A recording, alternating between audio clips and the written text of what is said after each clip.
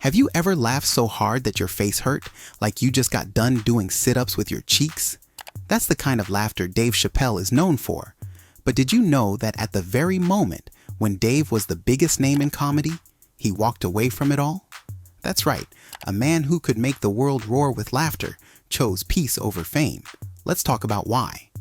Imagine a kid in Washington, D.C. watching TV and studying every move of comedians like Richard Pryor and Eddie Murphy. While most kids were outside riding bikes, little Dave was inside memorizing jokes, practicing voices, and dreaming about making crowds laugh. By the time he was only 14 years old, Dave was already stepping on stage at comedy clubs. Picture being that young, standing in front of grown-ups, telling jokes, and actually making them laugh. That's like showing up to a basketball game as a 7th grader and dunking on the high school team. From the beginning, Dave wasn't just funny, he was smart about it. His jokes were like onions with layers. You'd laugh first, then you'd think, then you'd laugh again because he'd turned truth into something hilarious. People couldn't get enough of him. His career grew, and by 2003, he had his own show on Comedy Central. The Chappelle Show exploded in popularity. The skits became classics, and people all over the country were quoting them at school, at work, and even at the dinner table. But here's where the story takes a wild turn. Just 2 years later, in 2005, Dave walked away. Comedy Central had offered him a $50 million contract for more episodes, and he said no. Imagine turning down that kind of money. That's like someone offering you a lifetime supply of pizza, and you decide you'd rather stick with peanut butter sandwiches. People were shocked.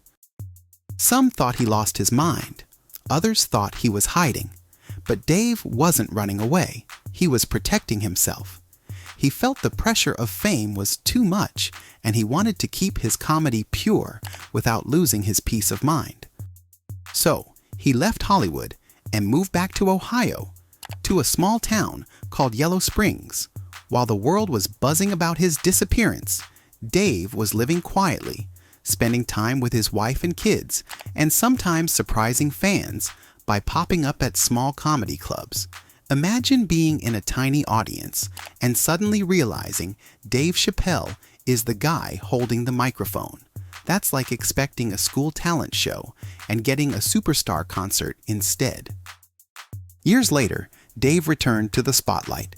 In 2017, he released comedy specials on Netflix, and they were huge hits. Not only were people laughing again, but Dave was winning awards left and right. He earned multiple Grammy Awards, Primetime Emmys, and in 2019, he received the Mark Twain Prize for American Humor, one of the biggest honors a comedian can get. It was proof that stepping away hadn't ended his career. It had made him stronger. The magic of Dave Chappelle is that he's fearless with his words. He talks about subjects that most people are afraid to mention, but he uses humor to make us think and laugh at the same time. He believes that laughter is medicine, and that sometimes the best way to handle tough topics is to find the funny side. So, what can we learn from Dave's journey? First, it's okay to be different. Dave didn't follow the crowd, he made the crowd follow him. Second, know when to walk away. Protecting your peace is sometimes worth more than any amount of money. And third, never underestimate the power of laughter. If you can laugh, you can handle almost anything. When people talk about Dave Chappelle, they don't just call him a comedian. They call him a storyteller, a truth teller, and a master of turning real life into something unforgettable. And maybe one day, you'll be brave enough to use your own voice the same way he does, to make people laugh, to make people think, and to make a difference in the world.